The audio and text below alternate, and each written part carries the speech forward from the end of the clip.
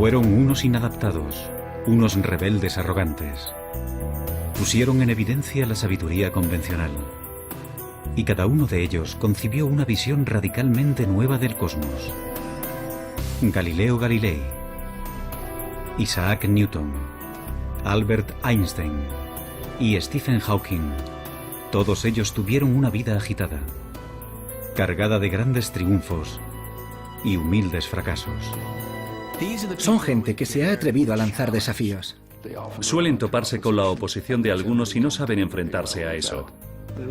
Había una especie de demonio que no les dejaba hacer otra cosa. Hay que tener un ego muy fuerte para decir, puedo resolver esto, descifrar una pequeña parte del universo. ¿Quiénes eran esos genios rebeldes? ¿Y qué secretos escondían sus mentes para permitirles concebir lo inconcebible y poner de manifiesto la belleza y singularidad del universo?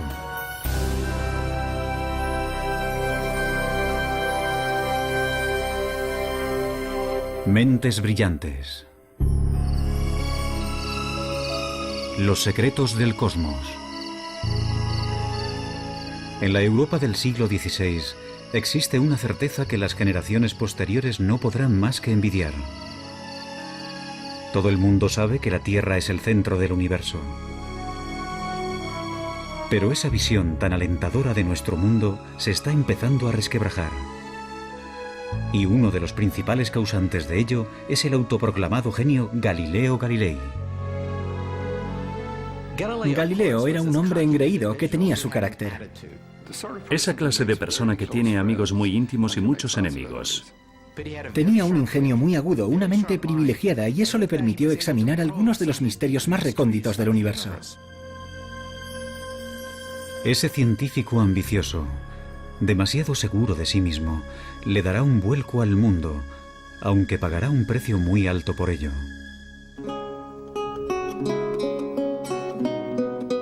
Galileo nace en 1564 en Pisa, Italia.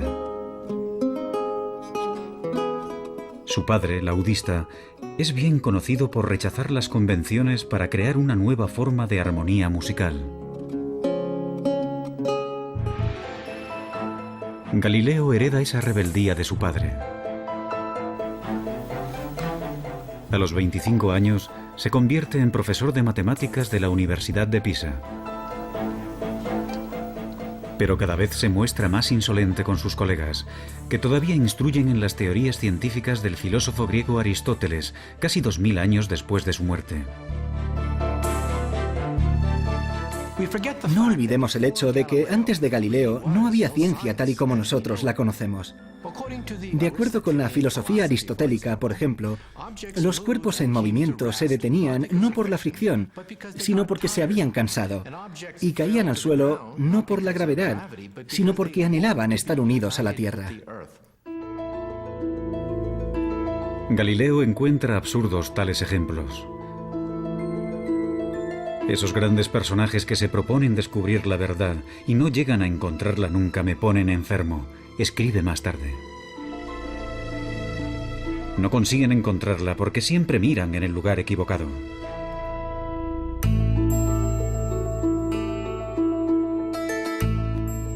Galileo está a punto de frustrar una creencia milenaria. La intuición le dice que los cuerpos no se mueven por deseos, sino por leyes matemáticas que subyacen al movimiento. Y da un paso más allá que resulta impensable. Intenta descubrirlas por medio de experimentos, algo que poca gente había hecho antes. Comienza estudiando la caída de los cuerpos. A continuación, el físico Stephen Hawking. Galileo afirma que unas observaciones sencillas, como dejar caer unos pesos desde determinadas alturas, demuestran que las cosas no funcionan como habían dicho los antiguos griegos.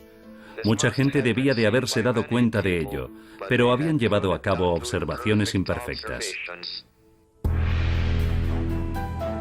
Por primera vez en la historia, Galileo empieza a establecer unas leyes básicas del movimiento, tales como el hecho de que la velocidad viene determinada por el tiempo y la aceleración. Una de las genialidades de Galileo consistió en reducir la aceleración de la gravedad. Se fabricó un plano inclinado para dejar caer por él una bola. De esa manera se podía observar claramente cómo un cuerpo coge velocidad a medida que desciende.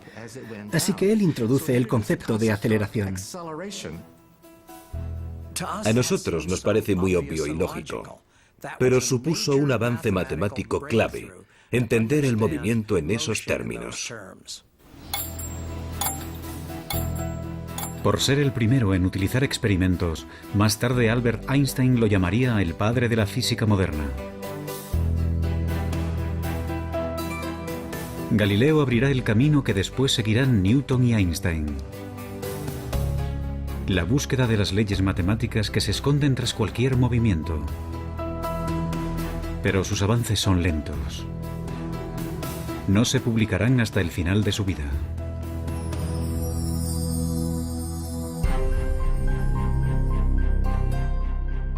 A los 45 años, Galileo continúa siendo un matemático mal pagado. Pero la ambición y la arrogancia le catapultan pronto a la fama y también a su perdición.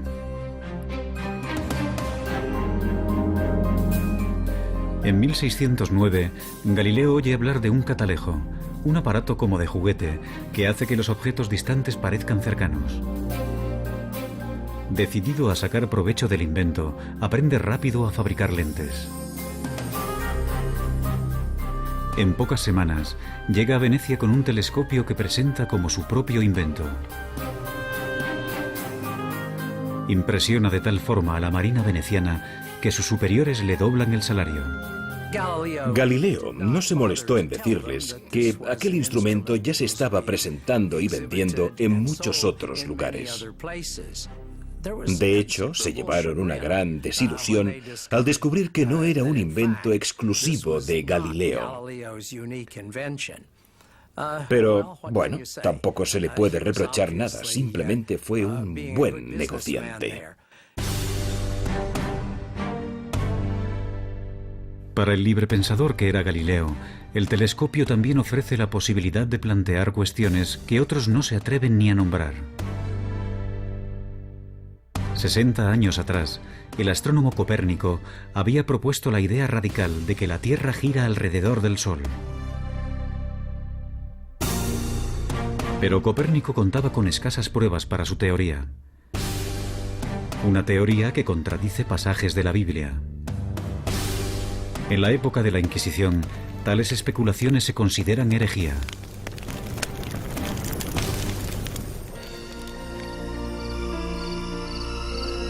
No obstante, Galileo no se detiene. Será el primer astrónomo que observará el cielo con un telescopio. Y ve el universo como nunca antes se había visto. Se siente fascinado por el hecho de que el telescopio pueda abrir mundos totalmente nuevos. Realiza dibujos y diagramas con la sensación de que no lo hace lo suficientemente rápido. Noche tras noche, Galileo se afana en su trabajo y realiza un hallazgo asombroso. Descubre 4 lunas orbitando alrededor de Júpiter. La prueba de Galileo de que no todos los cuerpos celestes se encuentran en la órbita de la Tierra sirve de gran apoyo para la teoría de que la propia Tierra podría girar en torno al Sol. Pero contradecir la Biblia es jugar con fuego.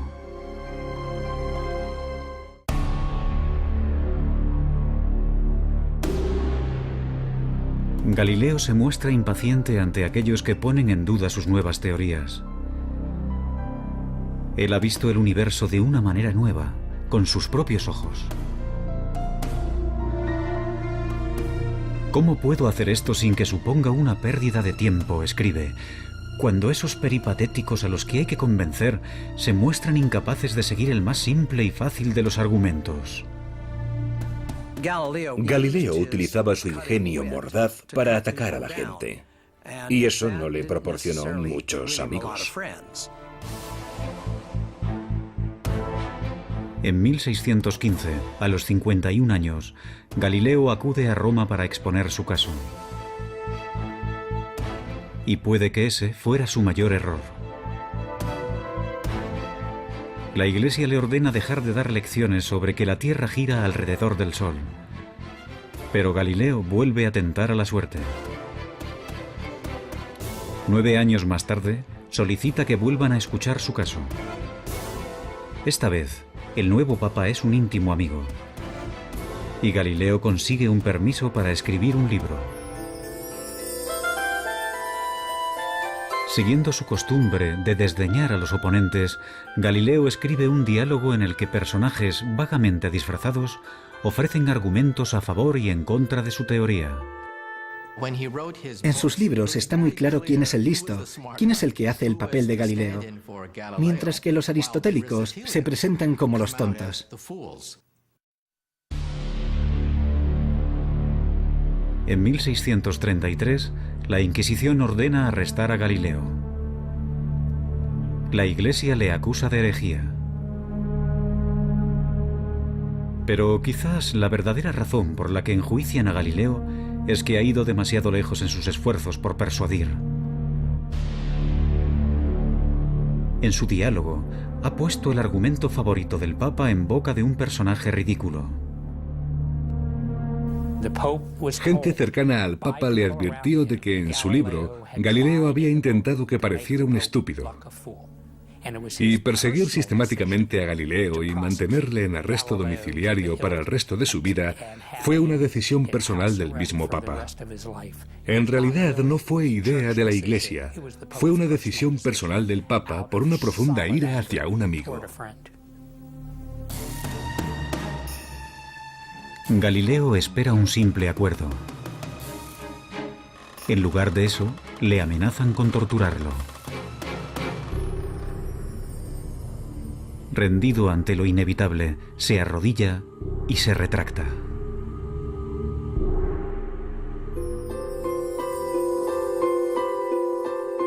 Durante sus últimos 8 años de vida, Galileo vivirá bajo arresto domiciliario. Es un hombre destrozado. Su defensa de que la Tierra gira alrededor del Sol le hará eminentemente famoso.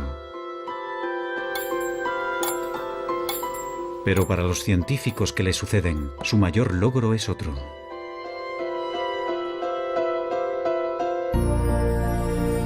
En sus últimos años de vida, escribe un libro con el que completa el trabajo iniciado de joven. En él, demuestra que es posible utilizar las matemáticas para analizar el movimiento.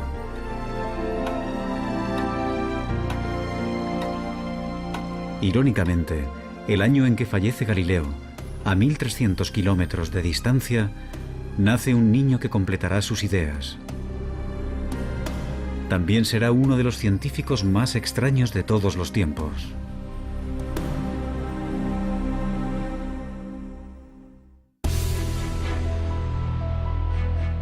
Seguramente no ha habido ningún otro científico que haya trabajado tan duro, sin reparar en comer, dormir o relacionarse con otros, como Isaac Newton.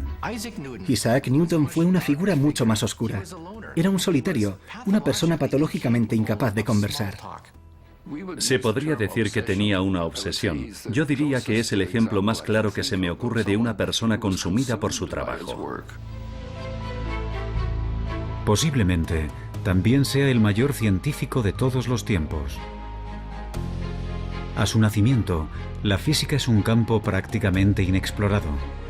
Antes de morir, descifra con exactitud las leyes que describen cualquier tipo de movimiento, desde la caída de una manzana hasta las órbitas de los planetas. Simplemente no tenemos constancia de que haya existido ningún otro hombre semejante a Newton.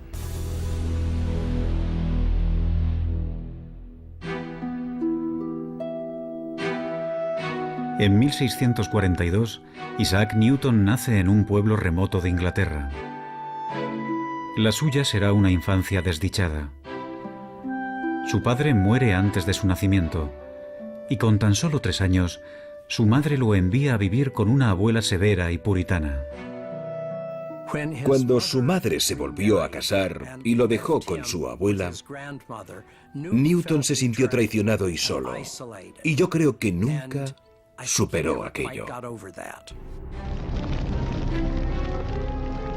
Más tarde escribirá que, entre sus pecados de la infancia, se incluye amenazar con quemar a su madre y a su padrastro en la casa de estos.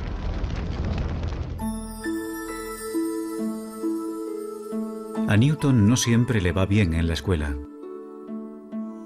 Pero despierta la curiosidad en el pueblo porque construye aparatos mecánicos extraordinarios, como molinos de viento. Un maestro de la escuela convence a su madre para que lo envíe a la universidad. En el Trinity College de Cambridge, la mayoría de los estudiantes se dedican más a beber y a la juerga que a estudiar. Newton prefiere aislarse y permanecer solo. A su alrededor había un montón de gente que no tenía ni el más mínimo interés por los libros, gente que procedía de familias acomodadas. Debía de sentirse totalmente fuera de lugar, y sabiendo cómo actúan los estudiantes, supongo que lo consideraban el bicho raro. Newton es un puritano obsesionado con el pecado. Se autoimpone un estricto control emocional y sexual y lleva una existencia solitaria, monacal. Newton era muy diferente a Galileo, porque era la persona más reservada de la que hayas podido oír hablar nunca. No se molestaba en intentar hacer amigos, y le resultaba difícil relacionarse, simplemente se apartaba de la gente. En toda su vida no tuvo aventuras amorosas ni apenas amigos. Algunos estudiosos especulan sobre una posible homosexualidad de Newton. Otros opinan que quizás, simplemente, decidió que no tenía tiempo para nada que no fuera trabajo. Se cree que murió virgen.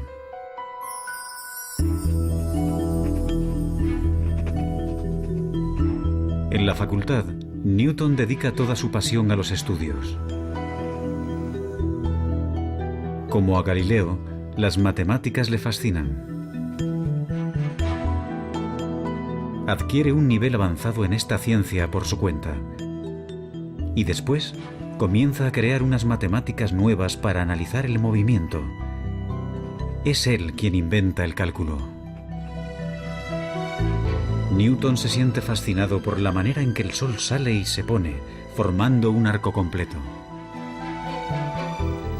Una de las observaciones más brillantes de Newton fue el hecho de que cuando los cuerpos se mueven, su trayectoria se puede ver poco a poco, gradualmente, con un desplazamiento minúsculo de manera progresiva. Y cuando haces confluir este movimiento, obtienes espirales preciosas, obtienes elipses, círculos. Y no olvidemos que, al escribir sus notas, Isaac Newton estaba creando el cálculo al mismo ritmo al que lo aprenden los estudiantes universitarios de primer año.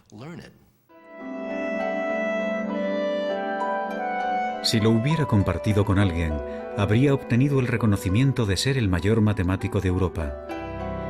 Pero Newton guarda sus descubrimientos para sí mismo. Prefiere trabajar en los detalles él solo.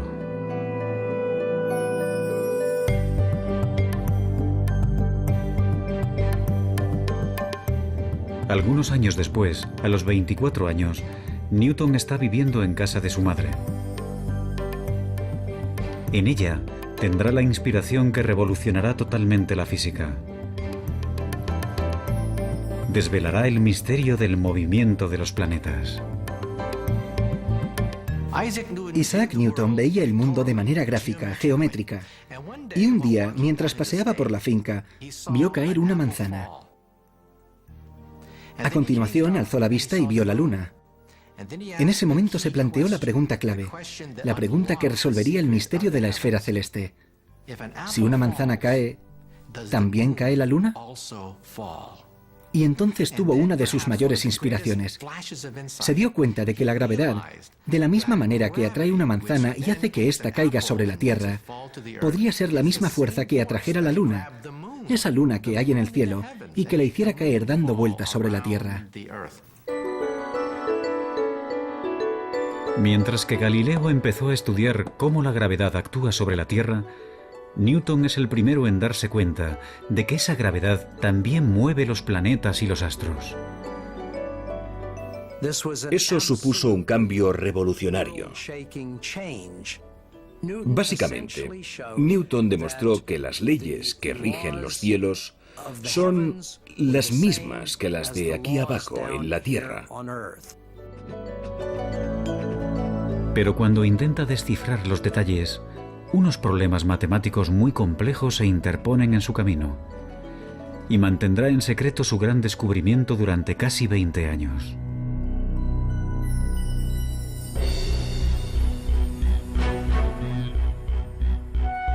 Pronto Newton se convierte en profesor de matemáticas en la Universidad de Cambridge.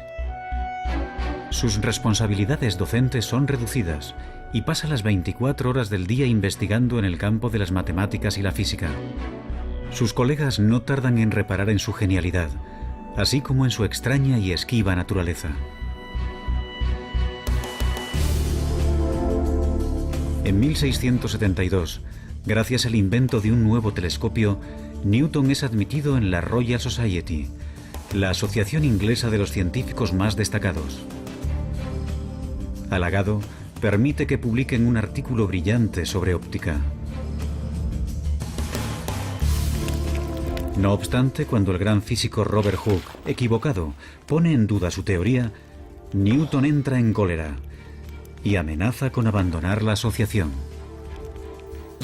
Su reacción ante las críticas es casi siempre explicar cuidadosamente por qué lo que acaba de decir la otra persona es una completa estupidez. Tenía una personalidad extremadamente frágil. Como ha dicho uno de sus biógrafos, o mandaba o se enfadaba. Y pasaba mucho tiempo enfadado. Algunos historiadores especulan sobre si el carácter vengativo de Newton, su extremada susceptibilidad a la crítica y su trabajo obsesivo pudieran ser síntomas de una enfermedad mental como un trastorno maníaco-depresivo. Nunca lo sabremos. Si realmente padece una enfermedad mental, no lo detiene en su trabajo.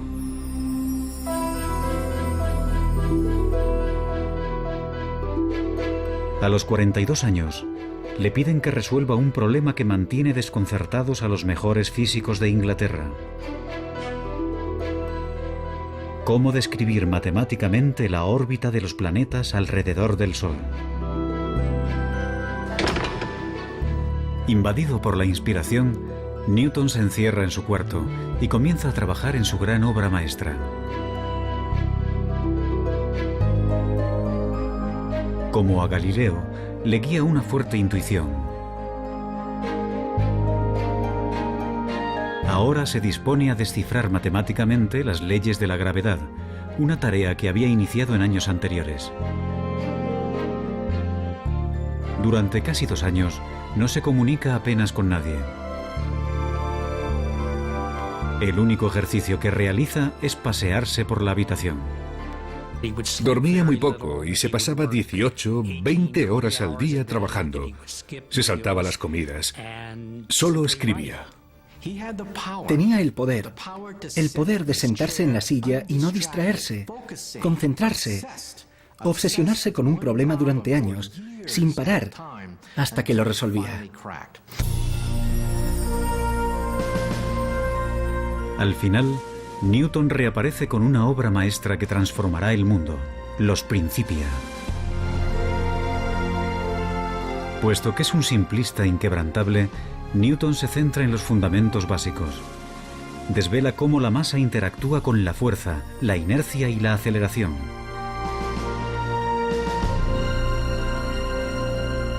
No obstante, su mayor logro es el de definir la gravedad. Es el primero que habla de esta como una fuerza que actúa a una distancia. Y consiguiendo avances matemáticos increíbles, Newton establece las leyes precisas que determinan el movimiento de todos los cuerpos. Los Principia de Newton, publicados en 1687, supusieron una revolución científica.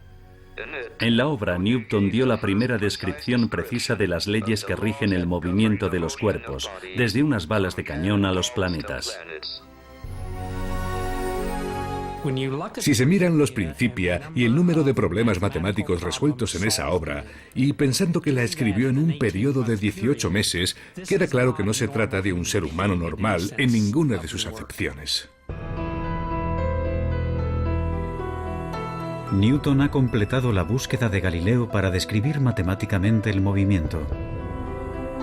No obstante, 200 años después, otro rebelde arrogante descubrirá que a velocidades muy altas las leyes de Newton no se cumplen y que el universo es más extraño de lo que nunca nadie había imaginado.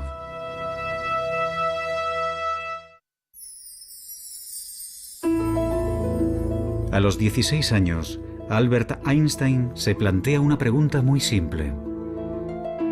¿Qué pasaría si corriera a la velocidad de una onda de luz? ¿La luz parecería estar quieta? Cuando vuelve a centrar su atención en esa imagen, menos de 10 años después, revoluciona nuestra concepción del espacio-tiempo. Le encantaba imaginar mundos que no existían. Y ese era su poder, ser capaz de ver físicamente en una imagen cosas que los demás no podían ver. El hombre que hace esos avances tan importantes es un catedrático distraído, un gran enamorado de la humanidad de ojos brillantes. Pero también es egoísta. Ha tenido 2 fracasos matrimoniales y confiesa de sí mismo ser un desastre en la esfera emocional.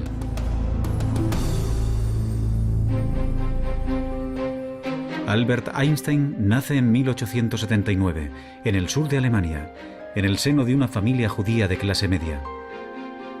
De niño, es callado e introvertido. Sus padres empezaron a pensar que quizás era retrasado, porque tardó mucho en empezar a hablar. Pero simplemente, según parece, estaba muy ocupado pensando. De pequeño, le fascinan los rompecabezas y los juegos, y muestra una perseverancia notable. A los 9 años, construye una torre de cartas de 14 pisos de altura. Dicen que de niño estaba siempre al helado, así que los demás niños se burlaban de él. Vivía aislado en el mundo de los libros, en el mundo de las ideas. En 1896, con 17 años, Einstein es admitido en la ETH, una universidad politécnica de Suiza, pionera en investigaciones en todo el mundo. Como Galileo, es ingenioso y perspicaz, tiene sentido del humor y también es un rebelde. Einstein ha decidido convertirse en un físico teórico, pero siente que encuentra obstáculos en su camino. Su profesor de física, el señor Weber, no está interesado en las últimas teorías más vanguardistas sobre la luz y la electricidad. Aprueba los exámenes con los apuntes que le deja un amigo y se gradúa con unas notas muy normales. Su comportamiento no ha pasado desapercibido. Solicita algunos puestos de trabajo en universidades y todos se le deniegan. Una vez acabados sus estudios universitarios, Einstein se convirtió en un fracasado en todas las acepciones de la palabra. Su profesor, Weber, profesaba una gran antipatía por el joven Einstein. Le escribió cartas de recomendación que ahora sabemos socavaban sus oportunidades de conseguir cualquier tipo de puesto académico. Incluso antes de comenzar a trabajar de físico, su carrera como tal ya estaba acabada.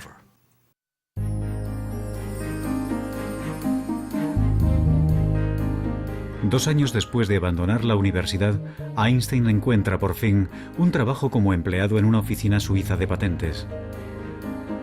El puesto no tiene nada que ver con la física teórica, pero ese trabajo, aparentemente sin porvenir, será su salvación. En Berna se establece como oficinista y a los 23 años de edad lleva una vida burguesa. Contrae matrimonio con Mileva Marik, una compañera de la universidad.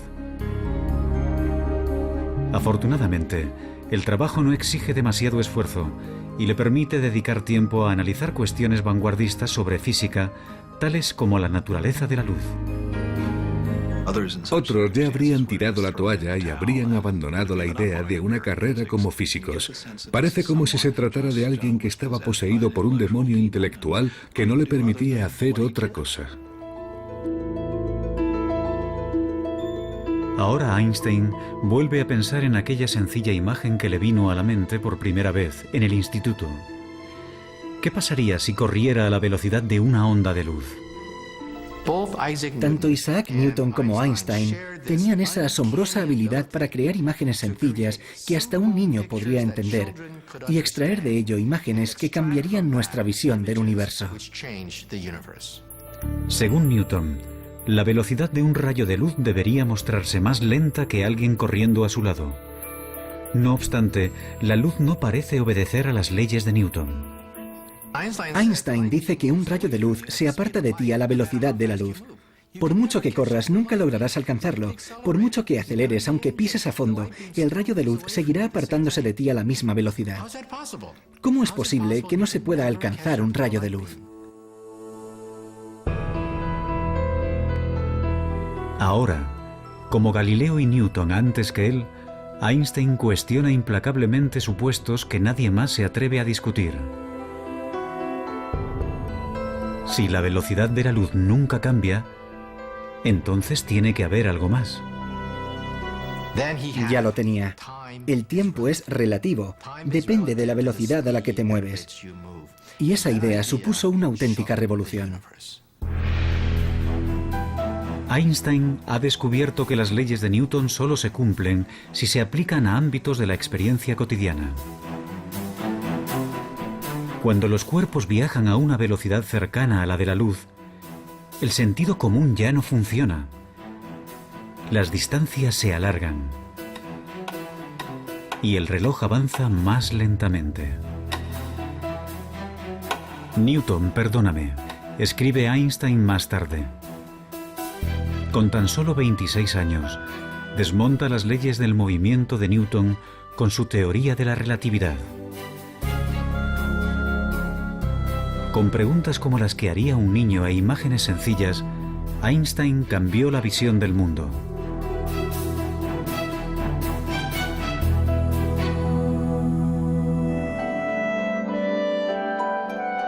En 1907, Einstein aborda nuevos retos científicos. Pero unas cartas recién publicadas revelan un lado personal poco conocido. Mientras trabaja en su gran obra maestra, se encierra en sí mismo y sus más allegados sufren.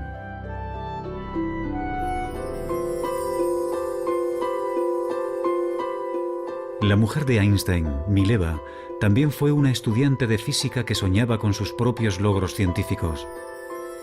Pero ahora, mientras que Einstein da clases y colabora con otros científicos, Mileva apenas lo ve. Teme estar perdiendo tanto a su marido como su sueño. Entonces, en 1914, Mileva descubre que tiene una adversaria en el ámbito sentimental, Elsa Lowenthal, prima de su marido. El matrimonio de Einstein está roto. Me encantaría tomarme una cerveza con Einstein, pero no le presentaría a mi hermana. Es como si las normas no le afectaran necesariamente.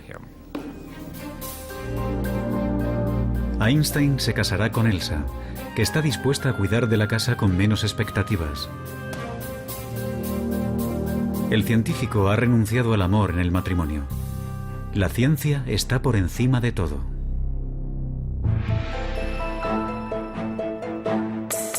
A los 35 años de edad, Einstein está persiguiendo un objetivo que muchos físicos creen imposible. Su intuición le dice que debe de haber una teoría general de la relatividad, que también explique la fuerza de la gravedad. Como Newton, Einstein está obsesionado. Pasa años inmerso en unas matemáticas de una complejidad tremenda, inseguro de si va por el camino correcto o es una empresa descabellada. Se pasaba años dándole vueltas sin parar a un problema. Se aferraba a él casi como a un perro que no suelta su hueso. Cuando estaba trabajando en la relatividad general, estuvo a punto de padecer una depresión nerviosa. Estaba tan concentrado que llegó a perder una enorme cantidad de peso. Porque no comía, se concentraba en los problemas de la misma manera que lo hacía Isaac Newton.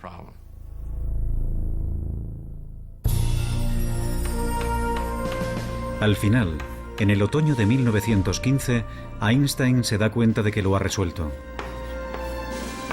Su nueva visión es tan extraña que incluso a los físicos les costará entenderla. Demuestra matemáticamente que la masa y la energía curvan el espacio-tiempo. Un cuerpo inmenso como el Sol deforma tanto el espacio-tiempo que un planeta cercano se mueve a su alrededor con una trayectoria curva. Para Newton parecen atraídos por una fuerza. Pero eso es tan solo una ilusión. El mismo fenómeno se cumple en la Tierra. Los cuerpos, que parecen atraídos por una fuerza gravitatoria, en realidad están viajando por un espacio-tiempo deformado. La teoría general de la relatividad de Einstein cambió para siempre nuestras ideas sobre el espacio-tiempo. Es tan bonito que tiene que ser cierto.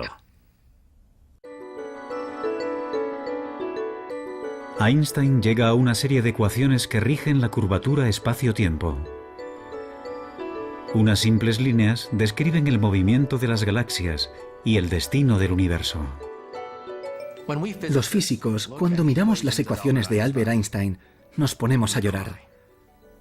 Lloramos porque son increíbles. El hecho de que el movimiento de los cuerpos celestes, con todas sus curvas, curvaturas del espacio-tiempo y todo eso, se pueda resumir en una ecuación de 5 centímetros, es impresionante. Es increíble y precioso. Aunque Einstein continuará trabajando hasta el día de su muerte, a los 40 años ha completado su mayor obra.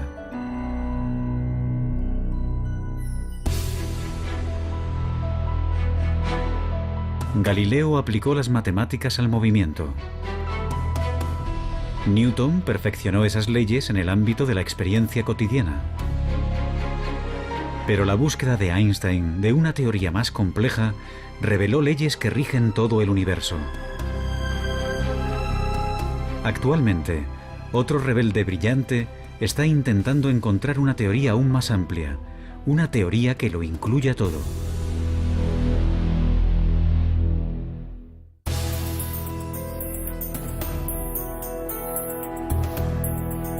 Ningún otro científico ha sacudido los pilares de la física como Galileo, Newton o Einstein. No obstante, entre aquellos que han ampliado las fronteras de la cosmología, se encuentra el que una vez fue un estudiante perezoso, Stephen Hawking.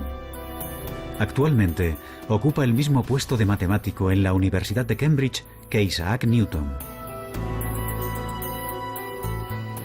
Nací 300 años después de la muerte de Galileo. Tengo el mismo puesto en Cambridge que tuvo Newton. Y trabajo en la teoría general de la relatividad de Einstein. De los tres, con el que más me identifico es con Galileo. Él se guió por su intuición y fue todo un rebelde.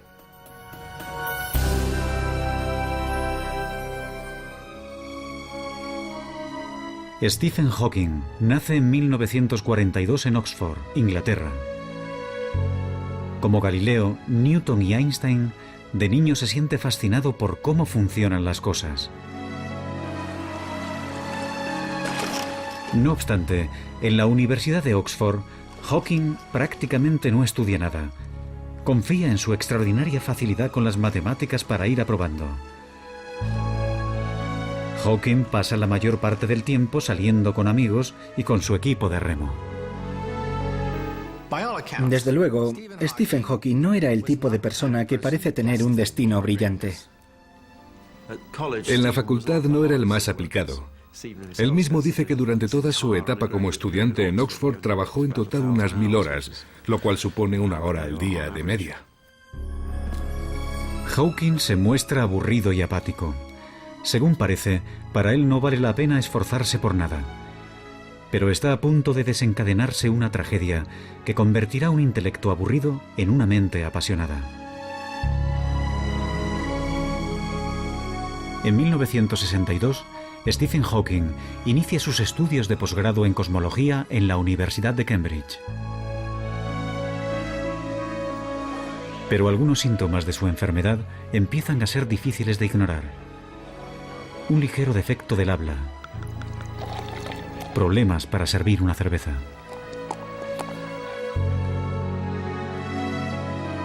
Los médicos le dicen que tiene ELA, esclerosis lateral amiotrófica, comúnmente denominada enfermedad de Lou Gehrig. Las regiones del cerebro que controlan el movimiento se le están atrofiando. Y no tiene cura. El estudiante de 20 años sabe que su cuerpo sufrirá una parálisis. Con el tiempo, los músculos respiratorios se le agarrotarán y tendrá problemas respiratorios. Los médicos le pronostican tan solo 2 años de vida. Hawking cae en una profunda depresión. Cuando le diagnosticaron la enfermedad, Stephen no esperaba vivir más de 1 año o 2. No parecía que valiera la pena ni acabar el doctorado.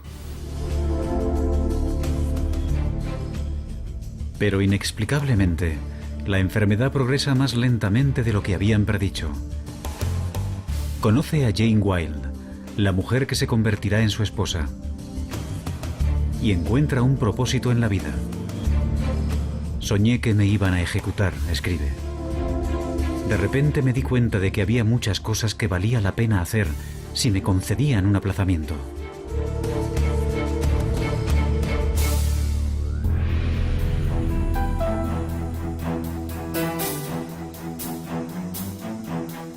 Hawking empieza a trabajar duro por primera vez en su vida. Y para su sorpresa, se da cuenta de que le gusta. A principios de los 70, Stephen Hawking es un reputado cosmólogo. Está postrado en una silla de ruedas. No obstante, se muestra obstinado. Nada le impedirá llevar una vida normal. Tiene hijos y trabaja intensamente. Y está a punto de realizar un gran descubrimiento que desarrollará la teoría de Einstein en una dirección inesperada.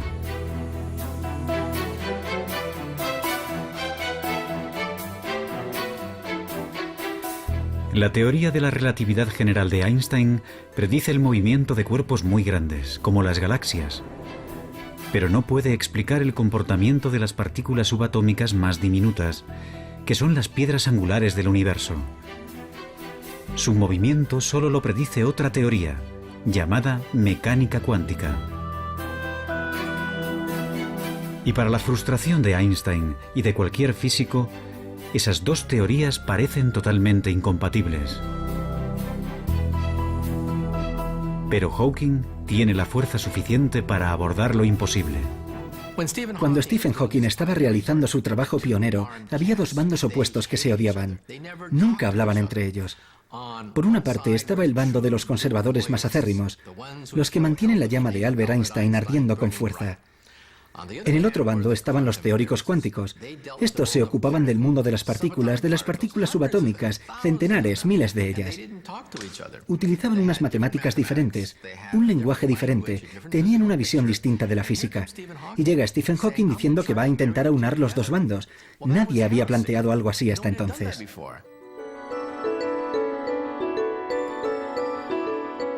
Hawking se pregunta, ¿qué pasaría si miráramos un agujero negro, un cuerpo inmenso, pero nos fijáramos en sus partículas más diminutas? Hawking, como Einstein, es extremadamente perspicaz. Tiene una intuición increíble para plantearse las preguntas clave y hacerlo del modo más adecuado. Los agujeros negros constituyen la predicción más extraña y radical de la teoría de la gravedad de Einstein.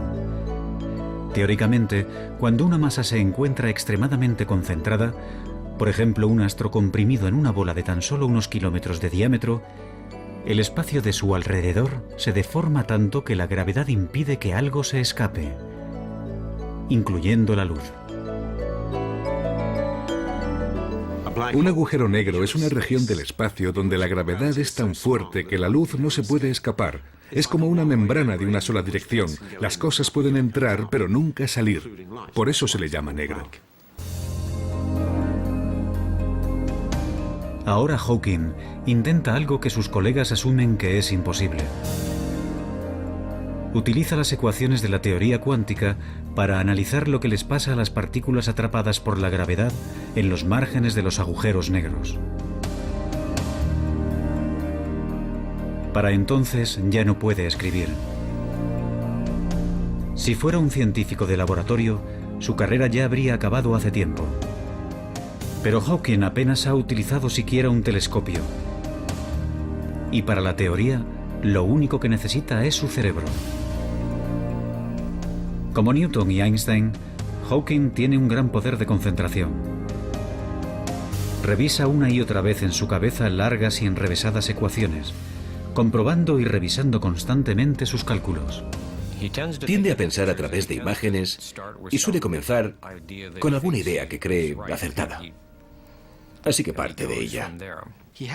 Tiene que confiar en conocimientos clave y saltos lógicos para compensar el hecho de que no puede comprobar línea por línea.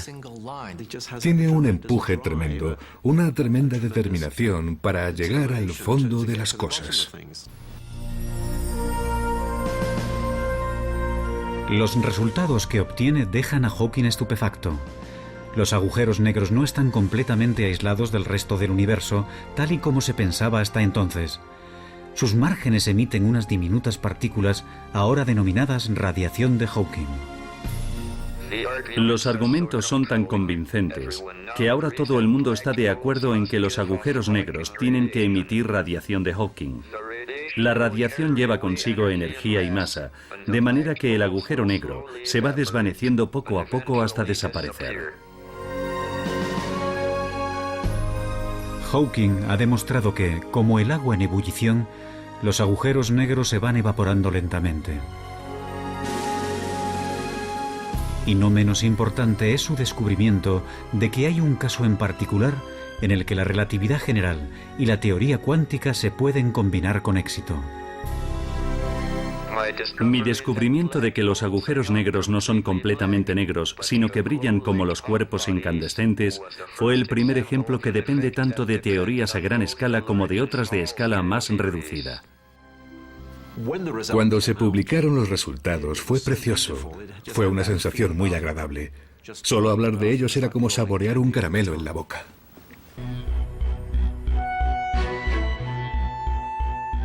Encontrar una teoría de todo, una teoría que llegue más al fondo de la cuestión, que unifique las ecuaciones de Einstein con la mecánica cuántica, es ahora el santo grial de la física. Eso explicaría el origen del universo. Y Hawking ha creado nuevas esperanzas de que el rompecabezas definitivo se pueda resolver.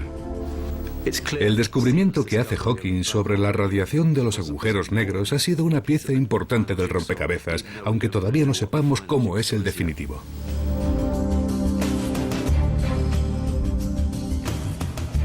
¿Quiénes han sido los físicos más grandes de la historia? Unos patitos feos, rebeldes y distraídos, consumidos por una profunda intuición y sin temor a cuestionar los supuestos básicos más aceptados por todos. Hay que tener un ego muy fuerte para decir, no es tan difícil, puedo resolverlo. Porque lo tienes todo en contra. Nada te garantiza que encontrarás respuestas, que la ciencia funciona. Te estás arriesgando mucho. Su obstinada perseverancia desveló leyes recónditas de la naturaleza. Pero su búsqueda continúa inacabada. Y unas mentes tan brillantes solo aparecen cada cierto tiempo. Pero, ¿quién sabe? Es posible que el próximo rebelde brillante esté ya entre nosotros.